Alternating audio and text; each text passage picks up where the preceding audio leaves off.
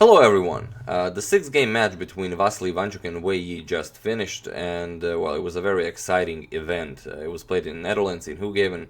I couldn't really find any latest information on the match because they don't really update their page like in real time. But nevertheless, Vassily Ivanchuk managed to win this one. After his bold king march in round 3, games 4 and 5 were drawn, and Wei Yi managed to retaliate in round 6. So they had to play. They had to go into tie breaks. They played two games, two 10-minute games. Ivanchuk won in game 1. It was a pretty clean victory with the white pieces. And in game 2, Wei Yi tried to mix it up when he had the white pieces, but in the end it cost him a piece and also the game. Pretty classic clash of youth versus experience. So let's see this game. Wei Yi plays e4, and we have d5. For those of you who enjoy the Scandinavian Defense, this game can also be quite instructive. E captures on d5, and the queen captures on d5. Knight to c3, developing a piece with an attack on the queen. Queen to a5, and now d4. Ivanchuk plays c6, restricting the movement of this knight and also preparing an escape route for the queen on c7. Bishop to d2, now bishop to f5. Bishop to c4 by Wei Yi. It's better to develop a piece. This knight doesn't really have any good discoveries. The queen can always just go to c7. e6 now. Queen to f3. Queen to e2 is also possible, but probably Wei Yi has something prepared for blitz games or any rapid games. Knight to d7. Wei Yi castles queenside, and knight g to f6. Knight g to e2. Queen to c7. We have h3. Restricting the movement of the knight, also not allowing any bishop to g4 ideas, so this knight can now freely move. h6. We have rook h to e1, and Ivanchuk castles also queenside. King to b1. We have bishop to d6 and g4, attacking the bishop on f5. Bishop goes to h7, and well, this is not the critical position of the game, but an interesting position. Ivanchuk has this immensely strong bishop on h7. It's slicing all the way here to c2 and x-raying that king on b1. So this is something that really, as white, you don't want black to have.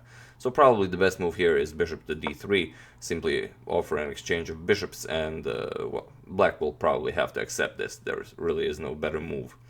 But instead, after this bishop to h7, Wei Yi played knight to f4. Probably with the idea, well, if bishop to d3 and bishop captures on d3, the position would be pretty equal. So what Wei Yi was probably going for here is bishop to d3 next, and after bishop captures, then the knight will recapture on d3, so the knight can maybe go to c5 in the future or wherever. But this allowed Ivanchuk to push e5 with a tempo on the knight. And well, now knight to d3 doesn't really achieve anything. You lose this pawn on d4 as it is undefended.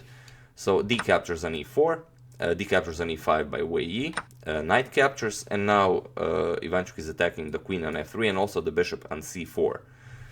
Queen to e2 was played, and well, Ivanchuk would definitely enjoy capturing this bishop on c4, as he does have a double attack on this knight on f4 after his own knight moves. But after queen recaptures on c4, the queen will also be defending the knight as well as the bishop on d2. So Ivanchuk plays rook h to e8 now. Now that rook is eyeing the queen on e2. And here bishop to e3 was played, and with this move Wei Yi completely throws the game.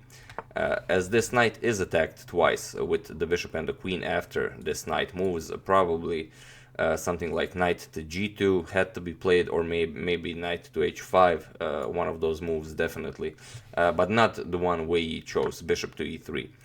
This allows Ivanchuk to end the game immediately, and he does it with knight captures on c4.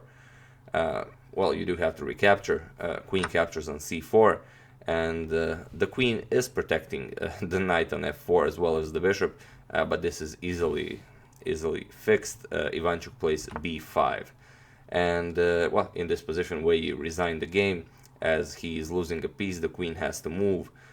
Even if the queen moves to a square like d4, to try and still protect this knight on f4. c5 is coming, and now there is no more room for the queen to defend the knight. White could play a move like knight captures on b5 to attack Ivanchuk's queen, but c captures on d4 and the game is over. Knight captures, bishop captures, and the problem is Wei Yi can't even recapture this pawn because his knight is hanging on f4. So Wei Yi saw this, he didn't want to continue, and after b5 he resigned the game. So after 6 classical games, the result was 3-3. 4 games were drawn. Ivanchuk won game 3, Wei Yi won game 6, and Ivanchuk won two rapid games in a row, thus winning the match. And well, we all know rapid and blitz is no problem for Ivanchuk after that 2016 World Blitz and World Blitz and Rapid Championship in Qatar Doha, where he defeated world champion Magnus Carlsen both in blitz and in rapid. So yeah, that's the game, and that's it for Ivanchuk games for now.